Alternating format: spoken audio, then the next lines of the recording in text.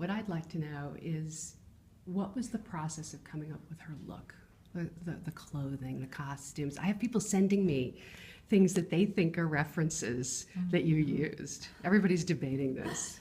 Well, I mean, here is the sad truth. I can't take credit for creating any of it. I mean, I didn't create the character. Patricia Highsmith did, and then Phyllis did a beautiful job adapting the book into a screenplay. And so, I mean, the character was very much created for me in that sense. And on top of that, the look of it, I mean, Sandy Powell is like, she's next level, and costumes are so important to me in the look of the character. And I sort of just walked in and loved anything and everything she put on me. So, you know, I had a lot of say about the hair and all of that, and of course with just the entire look of her. But I was also surrounded by a lot of really talented people who knew what they were doing. All right. Well, one of the things I wondered is if you went back to the period and looked at what the rules were then. I mean, it's such a constricted time, and it's not at all like what we deal with here now.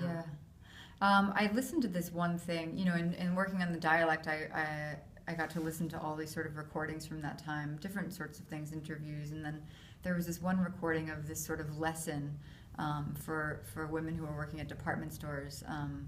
And the woman who's talking is sort of telling you how to be a lady and how you have to behave when you're working behind the counter. It's such a funny recording to hear, like what they are telling these girls and how to act. It's just seems almost like a skit listening to it now. Like it's, you know, but it's like also it's sarcasm, but it's obviously not. It's also a period when there wasn't as much, you know, therapy and you know, psychological awareness, self-help, and consciousness, self-consciousness. Yeah. And I wondered how conscious your character was about what was going on around her. I mean, I think that she is super conscious of what's going on around her, much more so than the people she's surrounded by. And because of that, she feels really alone, even in a crowded room. And she feels unfulfilled in her life, and she doesn't really understand why. That being said, I think the feelings that she has for Carol, she doesn't have a language to describe them. She knows she feels them, but she doesn't understand what they are or what they mean, because it's totally foreign to her, and so she doesn't have any judgment about them. She literally can't talk about them, and that's why she has that super earnest conversation with Richard, her boyfriend, where she asks him if he's ever been in love with a boy. I mean, she would have asked him that had she known the implications of what that meant, but she really is very naive to what it means. Were you moved when you read the script the first time? Yeah, of course. Yeah, I mean, it's such a beautiful story, and it's one of the things that's so fantastic about it is that Phyllis really allowed for there to be this space between the words, and she allowed for those quiet moments and for the subtlety, and you know, it's rare that you get to read things like that. So it was one of the better parts you've been shown. Yeah, definitely. Do you share some of your colleagues' frustrations with some of the roles, that because you get to see a lot of the best stuff? Yeah. And that's what I find so disturbing, is when the best stuff isn't good enough. Yeah, but I mean, I get to read a lot of really good stuff. It just is a matter of whether or not it speaks to you. And definitely in the last few years, there's a lot more of it. There's a lot more really good stuff, I think, out there. You feel like the needle is moving? Yeah, I don't know if the needle is moving or if I just have more access to it. I don't know. I mean, I think certainly in, you know, I think in the studio world and sort of bigger movies, I don't know that the needle has moved that much. I still think there's a lot of, you know, there's always the girlfriend role, and they tend to be super generic. You know, there's like 3 different types of women you can put in that role. But the sort of smaller movies that I tend to be drawn to anyway, I think there's a lot of interesting roles for women. And you found some good ones. I think Eighth and Body Saints. Oh, yeah, it's one of my favorites. I loved that script so much. It's so beautiful.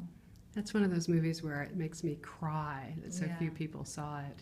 I know, and it was such an amazing experience making that film. One of my favorite. Why?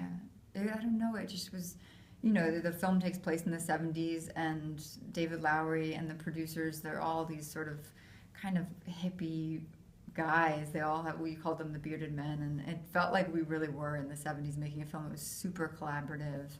You know, it was just, we all were really close knit, and that was a very low budget film, so we were all really in it together, and it was really fun. We shot it in Shreveport, and it was like 103 degrees every day, but we all just loved it. You know, we're all just sweating together, and it sounds miserable, but we really loved it. There's this one shot where you and Casey Affleck are coming down the hill together, yeah. and it just blew my mind what you two did. Yeah, I remember that day. Really, that was one of the hottest days that we shot, and yeah, I remember that moment. We kind of had to rush it. That shot, we only got a few takes of it, and I don't know if David Lowery told Casey to do this, but we did one take. I think it was maybe the first take, or maybe it was the second. You know, he basically told us to not let the other person go, that we had to stay together, even though they were going to be trying to separate us. And Casey just stared at me the whole walk down, like really intensely, and I didn't know he was going to do that. I think maybe David told him to or something, but it was yeah, that was a really beautiful moment in that film. Do you have a favorite moment in Carol? I don't know if I have a favorite moment in the film.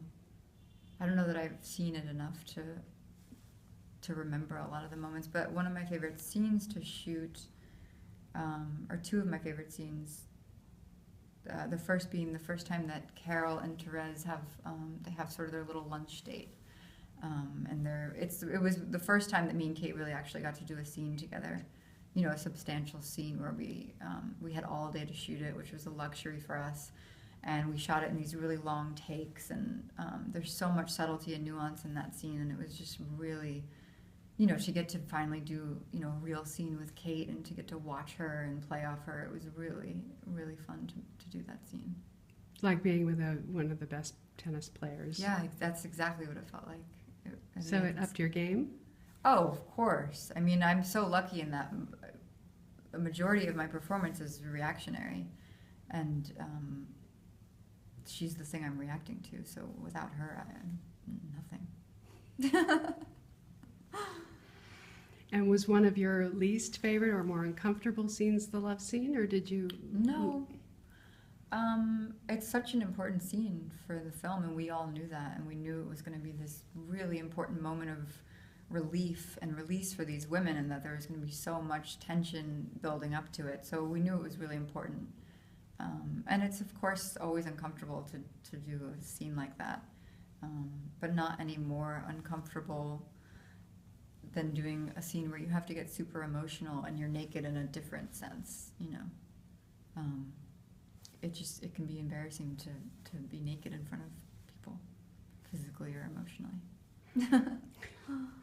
But you've covered a lot of ground, and this week we were all sort of wondering about these stories about the new Salander movie.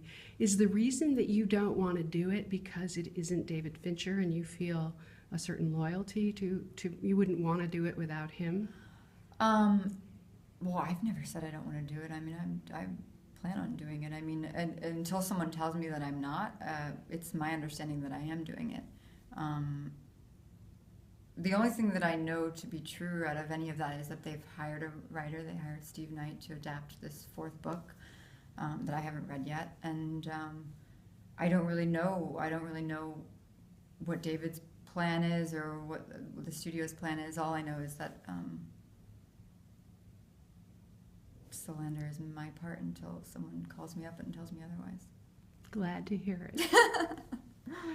As it should be. But I guess what I was thinking was that the two sequels that you're contracted for don't include this fourth one, and they're jumping to the fourth one.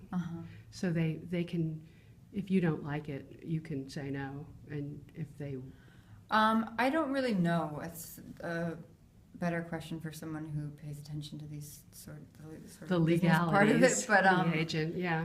I'm pretty sure because it's been so long that the contract is probably up at this point anyway, but I don't know. Interesting. Okay.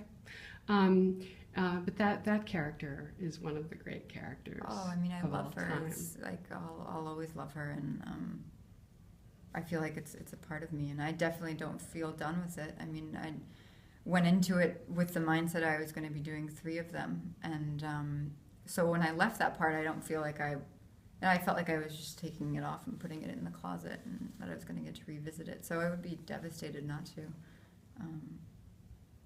Yeah. The other movie that I loved that you did that didn't get enough attention was Trash. Oh, So yeah. you got to work with David. I had to like call them up and beg for a link. Really? You know? I think it's on iTunes now. Yeah, it's really good. Yeah. It just didn't do any business anywhere. Well, I think it did, just not in our country. But yeah, that was really. I had a very small part in that film, but that was also a really special experience. Love Stephen Daldry so much, and those young boys were just. I mean, it was just really incredible to work with them. They were so. They had never acted before, you know, Yeah. And they did such an amazing job. And they became very protective of their characters, and my character wouldn't do that or say that. And they were at that age where they question everything. You could not manipulate them. You know, there's working with children, there is an age where you can sort of manipulate the situation, and they could not. They were very savvy little boys. They could not be manipulated into anything. Well, they were also kind of tough street kids. Yeah, a lot of it was, very real to them. And you got to go to Brazil. Yeah. And you're going to all these exotic locations. I noticed you're going to Calcutta. Is that right? No, I didn't. Did that fall apart or something? No, I You did made that film, but half of the film was shot in India and the other half was shot in Australia, and I was in the Australia part. Ah. I know. I didn't get to go to India. Australia's pretty exotic. Yeah, I had never been to Australia. This is Lion? Mm-hmm. How did that go? Oh, it was so good. I loved it so much. This director, Garth Davis, who, co-directed Top of the Lake with Jane Campion, he's just brilliant. I loved him so much, and got to work with Nicole Kidman, who I have always loved, and Ben Mendelsohn, right? No, that's a different one. A different Garth Davis one. No, that's a Benedict Andrews film that I shot with Ben. The Garth Davis one is Dev Patel and Nicole and a bunch of other people. And then after that one, I shot a film in London this past summer with Benedict Andrews, who's